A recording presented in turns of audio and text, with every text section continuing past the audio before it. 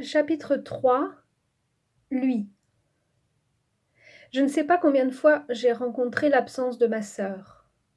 La première fois, ça devait être juste avant l'adolescence. Avant, enfant unique, je ne rencontrais que l'absence d'un sibling, ce mot qui n'existe pas dans les langues romanes. Ma solitude au sein de ce qui n'était même pas une fratrie. Était-ce alors l'absence d'un frère?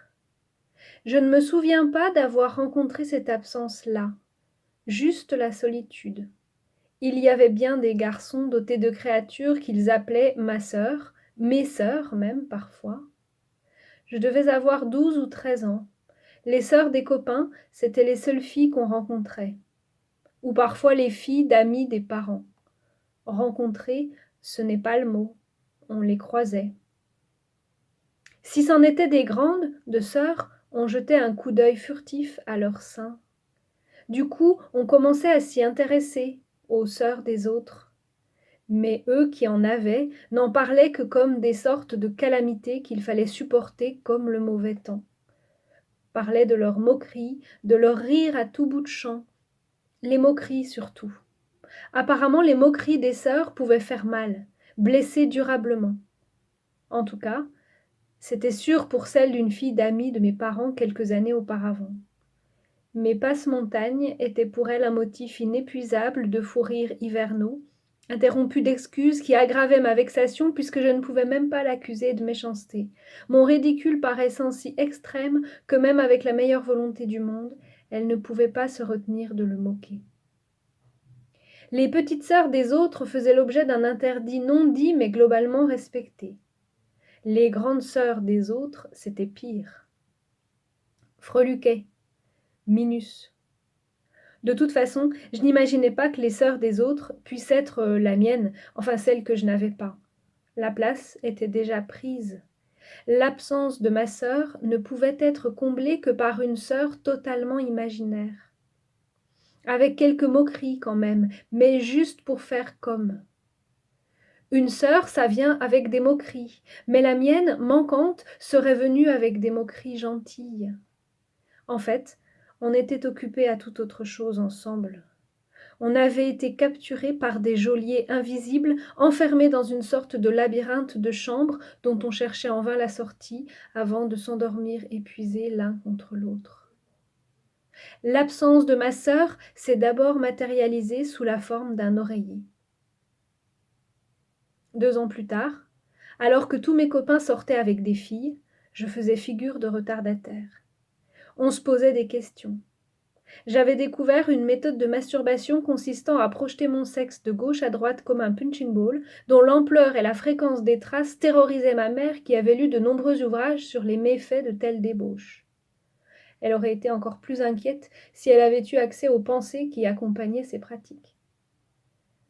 Mon obsession sororale avait des effets désastreux sur ma capacité à entrer en relation avec le genre féminin. Quand une fille s'avisait, du moins c'est ce que je crois aujourd'hui, de me désirer, je développais des trésors d'ingéniosité pour l'ignorer, et si cela se révélait impossible, je me comportais avec elle de façon fort désagréable. J'en éprouvais une culpabilité d'autant plus forte que je ne comprenais rien de ce qui pouvait me pousser à de tels comportements.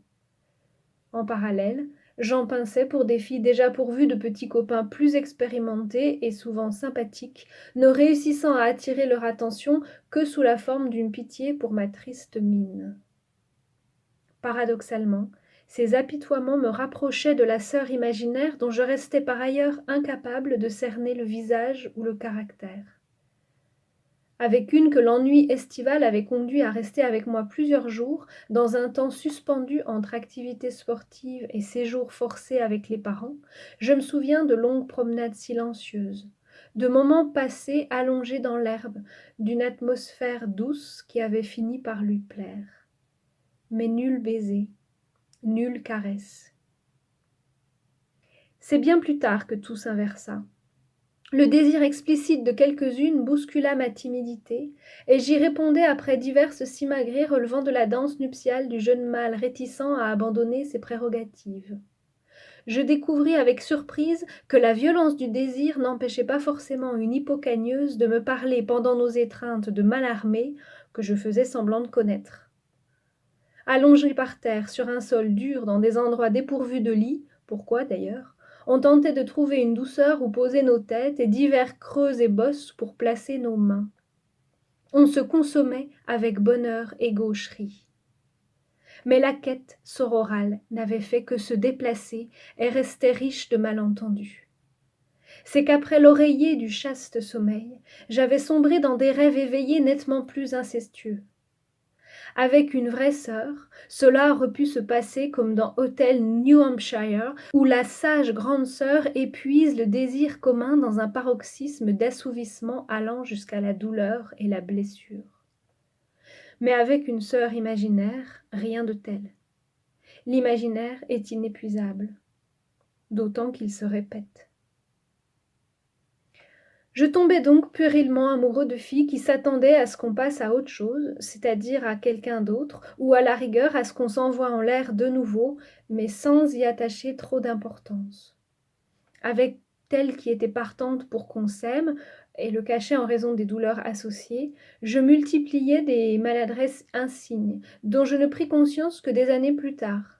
Les marées de mon imaginaire sororal cohabitaient difficilement avec ces entrechocs incertains.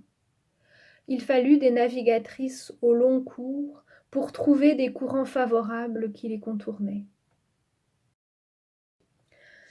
Chapitre 4. Elle. Je ne sais pas d'où je viens, qui m'a fabriquée. Je suis faite de chair et d'os. On m'a dit qu'en fait c'est 90% d'eau, mais je ne le sens pas. Je sens ma chair, ce qui la remue et parfois la déchire. La dureté des os qui pourtant se déforment. Les matières qui passent à travers moi.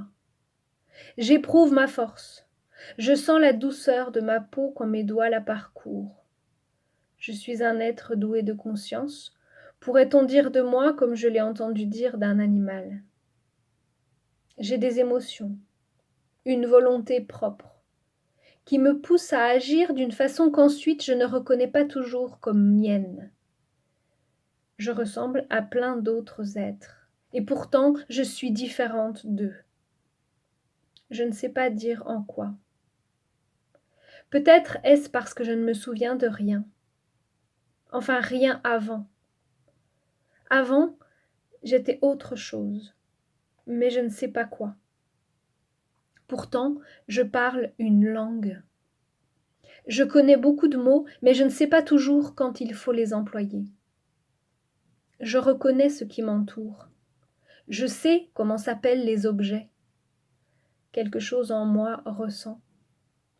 Que le bruit de la ville me broie, que le vent me frôle.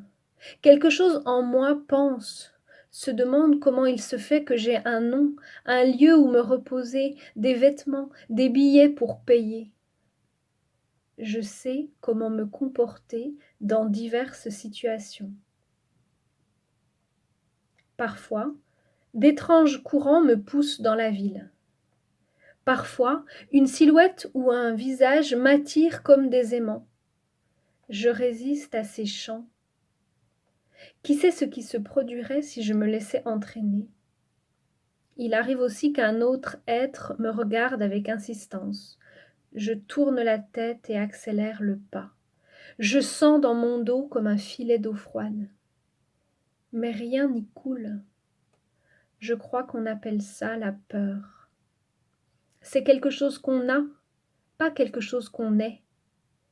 J'ai la peur, mais je ne sais pas pourquoi. J'ai entendu quelqu'un dire qu'il faut surmonter sa peur. Moi, c'est la peur qui me monte dessus. Mon cœur bat plus vite. L'air entre en moi et sort de moi en saccade. Je me calme. Je crois qu'il faut dire « je respire ». Je reste à l'abri dans mon lieu. Bientôt, il faut que je ressorte. J'ai une mission. Pas un papier avec des instructions, un devoir intérieur qui me pousse.